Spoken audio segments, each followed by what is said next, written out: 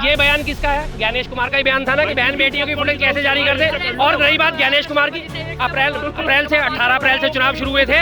18 अप्रैल से चुनाव शुरू हुए थे, कब तक चले थे? 30 जून तक, 30 मई तक। 4 जून को रिजल्ट आ गया था। ज्ञानेश कुमार मार्च में अपॉइंट हो गए थे। पता ही नहीं है तो मैं क्या बात करूं यार इनसे। ये तो हम बहुत पहले से जानते थे कि बिहार इलेक्शन में जैसे ही प्रचंड बहुमत आएगा एनडीए का, उसके बाद में यही विधवा विलाप होगा कि भैया वोट चोरी हो गया, भैया अब से पहले ईवीएम हैक होता था, अब वोट चोरी होने लगा। इन्होंने कहा कि अगर वोट चोरी करी है तो 45 दिन का समय है। पिछली आपको लोकसभा चुनावों में 45 दिन की फुटेज मांगी थी। क्या कहा था ज्ञानेश कुमार ने? ऐसे कैसे बहन बेटियों की वीडियो फुटेज सार्वजनिक कर दें, और उसके बाद अब हाई कोर्ट में हलफनामा दे दिया ज्ञानेश कुमार तो उस वक्त थे ही नहीं। ज्ञानेश कुमार उस समय ज्ञानेश कुमार लोकसभा के लिए कमिश्नर थे ही नहीं, वो कोई दूसरे कोई थे। ज्ञानेश कुमार ईसीआई थे उस समय, लोकसभा के समय। ये बयान किसका है? ज्ञानेश कुमार का ही बयान था ना कि बहन बेटियों की फुटेज कैसे जारी कर दे। और रही बात ज्ञानेश कुमार की, अप्रैल से 18 अप्रैल से चुनाव शुरू हुए थे। 18 अप्रैल से चुनाव शुरू हुए थे, कब तक चले थे? 30 जून तक, 30 मई तक। 4 जून को रिजल्ट आ गया था। ज्ञानेश कुमार मार्च में अपॉइंट हो गए थे। पता ही नहीं है तो मैं क्या बात करूं यार इनसे। कहने का मतलब है कि वोट वो सीसीटीवी फुटेज नहीं दिखाएंगे। कहाँ दिखाई उन्होंने? पिछली बार की दिखाई, ये कह रहे पिछली बार की दिखाई।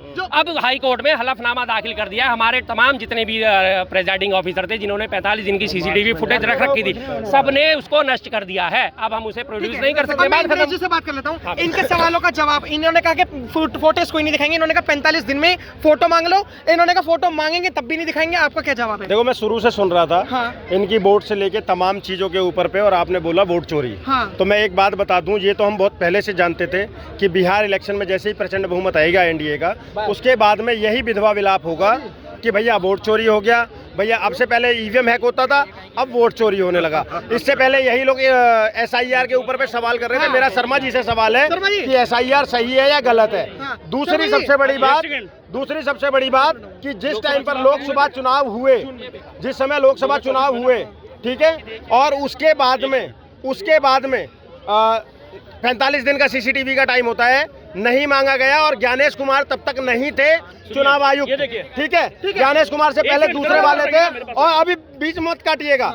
और उसके बाद में मैं आज राहुल गांधी से भी पूछ लेता हूं आपके चैनल के माध्यम से, और शर्मा जी से भी पूछ लेता हूं, क्योंकि ये कांग्रेस के ऑफिशियल प्रवक्ता हैं। हम लोग तो समर्थक हैं, ये ऑफिशियल प्रवक्ता हैं। मैं इनसे ये बात बहुत जिम्मेदारी से पूछता हूं कि अगर वोट चोरी हुई है, क्या राहुल गांधी इस बार सुप्रीम कोर्ट जाएंगे? ठीक है। इलेक्शन कमीशन का ये देख लीजिए, 2024 में ये लोकसभा का बात कर रहे थे। गणेश कुमार कब बने थे? 19 फरवरी 2025 को। सर, हम थोड़ा नॉलेज रखा करिए शर्मा जी, अब ऑफिशियल कांग्रेस के प्रवक्ता हैं यार। लेकिन बयान किसने दिया था? बहु बेटी वाला बयान ज्ञानेश कुमार ने दिया था ना। ठीक है, कोई बात नहीं, अच्छी बात है, उन्होंने करेक्ट करा, मुझे पसंद आया, यही गलत कर, बिल्कुल पसंद आया। रही बात इनकी सुप्रीम कोर्ट के जाने की, तो सुप्रीम कोर्ट में जाने की जो बात बार बार करते हैं, इनको एक बात ये बता दूं, 2023 में अटेम्प्ट ला के एक ये कानून बना दिया गया था, जो चीफ इलेक्शन कमिश्नर है और उसके साथ के सहायक 2 और कमिश्नर है, तीनों कमिश्नर के खिलाफ किसी भी मामले में कोई भी कार्रवाई नहीं हो सकती, उनके खिलाफ कोई FIR नहीं हो सकती, उनके ऊपर कोई मामला दर्ज नहीं हो सकता, चाहे supreme court, lower court, high court, किसी भी कोर्ट में उनके खिलाफ। और रिटायरमेंट के बाद भी उन्हें इस बात की प्रोटेक्शन दी गई कि उनके किसी भी फैसले के खिलाफ कोई भी कोर्ट में किसी भी जगह FIR दर्ज नहीं हो सकती, उन्हें पहले ही प्रोटेक्शन दे दी गई। ये बार बार सुप्रीम कोर्ट की बात कर रहे हैं, सुप्रीम कोर्ट में हो ही नहीं सकता कुछ। एलिगेशन लगा दिया। यही सेम चीज इसके अलावा 2 को और दे रखी है, एक हमारे राष्ट्रपति को, और उसके बाद हमारे जो है चीफ जस्टिस ऑफ इंडिया होते हैं, उनके साथ भी सेम फार्मूला अप्लाई होता है कि उनके किसी भी किए गए काम के लिए कभी भी किसी भी कोर्ट में नहीं जाया जा सकता। अब उम्मीद है कि शर्मा जी बीच में नहीं टोकेंगे, मैंने नहीं टोका था। या तो कांग्रेस की राष्ट्रीय प्रवक्ता सुप्रिया श्री ने झूठ बोलती हैं टीवी पर बैठकर, या फिर यहाँ पर अभी शर्मा जी कांग्रेस के ऑफिशियल प्रवक्ता झूठ बोल रहे हैं। क्योंकि बार बार लगातार टीवी से, डिबेट से लेकर और ट्वीट में भी ये लोग क्या लिखते हैं, ज्ञानेश कुमार जेल जाएगा, ज्ञानेश कुमार की वो जेल है, ठीक है। तो या तो वो झूठ बोल रही है या ये। अब दूसरी बात, मैं बार बार एक बात कह रहा हूँ, 40 बार तो ईवीएम के लिए भी गए ना आप लोग, गए ना। हर बार सुप्रीम कोर्ट ने आपको क्यों नकार दिया कि आपकी बातों में दम नहीं है?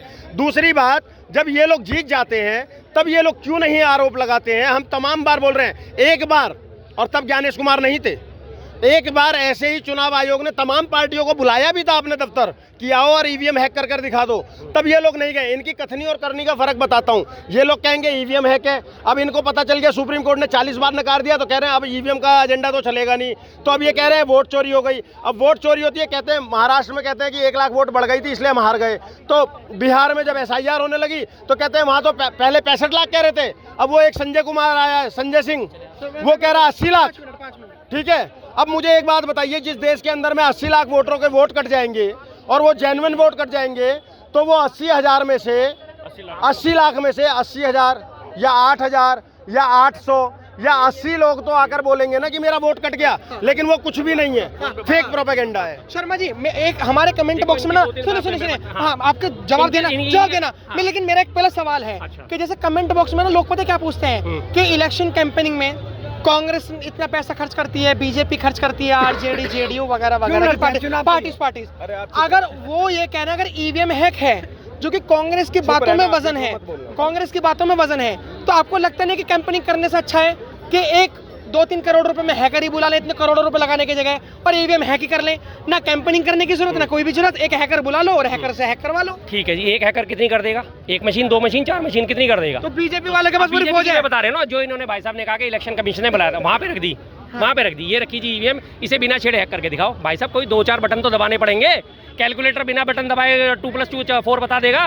नहीं बता पाएगा। इंजीनियर राजू प्रसाद कर्नाटक का, इंजीनियर राजू प्रसाद, यार ये बीच में जो लोग चौंकते हैं बहुत, इंजीनियर राजू प्रसाद सॉफ्टवेयर इंजीनियर, उसने कहा मुझे ईवीएम हैक दे दो, मैं भी आपके सामने इसको लाइव हैक करके दिखाता हूँ। उसके बाद इंजीनियर राजू प्रसाद कर्नाटक का, उसको इमीडिएट FIR दर्ज करा के उसे अरेस्ट कर लिया। 1 महीने बाद उसकी जमानत हुई थी। हाथ आप लगाने नहीं दोगे चीज को, ये हैक करके दिखा दे भैया, वो लाल किले का परचम यहाँ से झंडा लहरा दोगे भाई साहब? सुनो नहीं, हाँ नहीं, ये झूठ है, ये झूठ है पूरी तरीके से, क्योंकि जब पार्टियों को बुलाया गया था ना, एक सिंगल पार्टी का बंदा वहाँ पहुंचा ही नहीं, तो ये कैसे पता कि यहाँ पर रख दिया था और जब दबाने नहीं दे रहे थे? जब आप गए ही नहीं, आप अपने घर मुझे बुला रहे हैं और मैं आपके घर गया ही नहीं, तो आपके घर के अंदर क्या हुआ मुझे कैसे पता होगा? देखो, मैं बार बार बोलता हूँ, शर्मा जी के साथ भी ये प्रॉब्लम है और तमाम कांग्रेस के साथ में, ये प्रवक्ताओं के साथ में प्रॉब्लम है। ये लोग बहुत धड़ल्ले से, ऐसे कॉन्फिडेंस से झूठ बोलते हैं ना कि लगे सच। अभी भाई ने एक बात अभी यहीं पर प्रूव करी ना, शर्मा जी बहुत डंके की चोट पर बोल रहे थे, नहीं ऐसे नहीं है, ऐसे है, इनको तो ज्ञान ही नहीं है, लेकिन भाई ने अभी फेल कर दिया। ठीक है, ऐसे ही और एजेंडा ले लो।